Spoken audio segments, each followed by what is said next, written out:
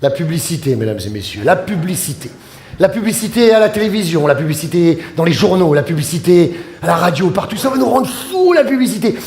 Imaginez dans 400 ans la place qu'aura pris la publicité. Imaginez dans 400 ans, quand un père de famille racontera un conte à ses enfants, imaginez ce que ça donnera. À mon avis, ça donnera quelque chose comme ça.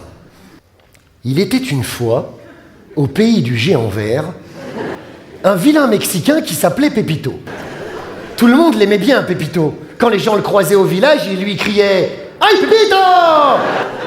Comment estás ?» Et Pépito répondait « Muy bien, tienes que comer galletas. » Ce qui veut dire en gros « Ça va, grâce à Dieu, prends un Pépito, c'est gratuit. » Ce jour-là, Pépito revenait de chez sa tante la laitière. Une vieille folle mythomane qui prétendait fabriquer des millions de yaourts artisanaux dans une vieille baraque toute pourrie au fond des bois, avec pour seul instrument une cuillère en bois. Ce jour-là, Pépito, en pleurs, croisa Monsieur Propre, qui astiquait une cuisinière rudement crado, qu'on se demandait d'ailleurs ce que les gens avaient bien pu foutre pour la saloper comme ça. Sa mare ménage, un apôtre du nettoyage, était là aussi pour filer un coup de main. L'apercevant, Monsieur Propre s'écria « Ay, Pépito! Comment estás?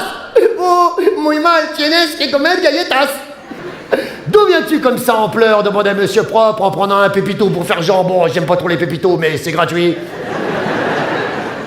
Oh, je reviens de chez ma tante la laitière. Oh, je t'ai pourtant prévenu de ne plus aller voir cette vieille folle. Elle t'a encore fait bouffer des yaourts dégueulasses avec des bouts de tarte dedans. Non, elle n'y est pour rien. C'est à cause de cette connasse de Cerise de Groupama. Oui, Cerise. Cerise était une blondasse casse-bonbon qui fourrait son nez partout dans toutes les affaires du village. Dès que vous aviez des économies, cette hystérique décolorée surgissait de nulle part pour vous fourguer des assurances vie dont personne ne voulait. Profitant de l'esprit limité de Pépito, elle lui avait fourgué un tas d'assurances dont il n'avait strictement rien à foutre. Ouh, ouh, ouh, pleurnichait Pépito. Mais voilà bien embêté avec tous ces assurances.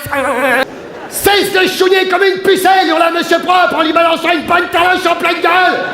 Nous avons 7 jours pour annuler les contrats. Allons choper Cerise. Et ils foncèrent au village, tenter d'attraper Cerise qui essayait au même instant de fourguer une assurance foireuse à Franck Provost, le coiffeur du village. Ils entrèrent en trombe dans l'un des 600 salons professionnels de Franck Provost, qui essayait de convaincre ses clientes de lui acheter des produits capillaires de qualité professionnelle. Les voyant entrer, Franck Provost s'écria « Ay, Pépito! Comment estás? Muy mal, tienes que comer galletas. » Franck Provost, ayant la réputation d'être radin comme une pince, en prit une bonne quinzaine. « Eh ben, dit Monsieur Propre en lorgnant le salon, ça marche les affaires. Franchement, dit Franck Provost, rien qu'avec mes 600 salons professionnels, je me gave comme un porc. »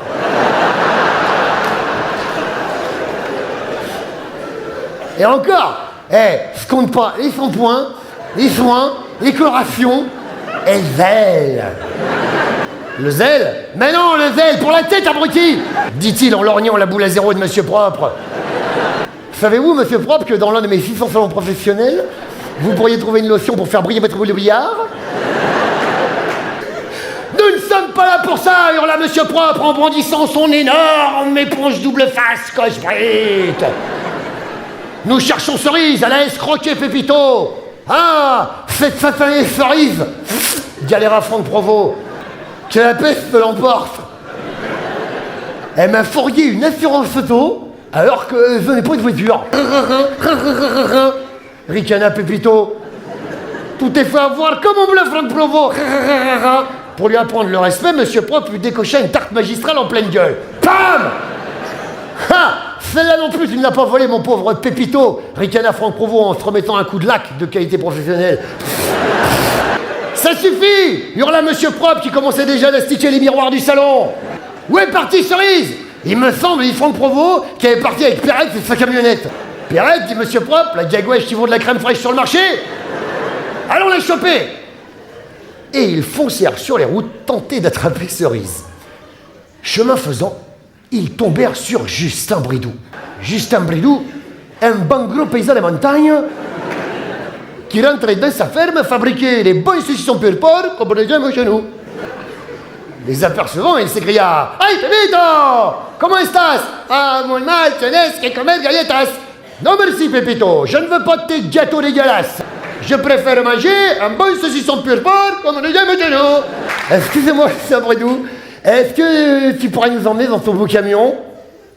Ma foi, pas de problème, mais que raconte ce petit homme au brushing impeccable? Bon, il dit Monsieur Propre, que nous poursuivons Cerise. Pourrais-tu nous emmener dans ton camion? Ma foi, pas de problème, mes amis, mais avant, nous allons aller dans ma ferme déguster un bon saucisson pur porc comme on les aime chez nous. On n'a pas le temps de bouffer tes saucissons dégueulasses qui foutent une haleine de bout, qui a un cul comme des pastèques. Hurla sa mère ménage qui commençait déjà d'astiquer l'arrière du camion. Très bien, alors en route. Brrr. Ah ben c'est naze, ils auraient bien mangé du saucisson. Après avoir roulé des heures, ils arrivèrent au port. Au port, l'oncle Ben, qui attendait un cargo de riz qui ne colle jamais, leur expliqua que Cerise venait de quitter le pays en bateau. Ça fait fier. Temporisa Franck Provost. Heureusement pour eux, le capitaine Igloo, qui rentrait d'une pêche de bâtonnets de Colin, leur proposa de les emmener dans son beau chalutier. Oh là, moussaillon, hurla le capitaine Igloo, qui puait sérieusement le Colin. Ay, Pepito, comment estás? Oh, muy mal, tienes que comer galletas. Je ne comprends rien à ton charabia, Paquito.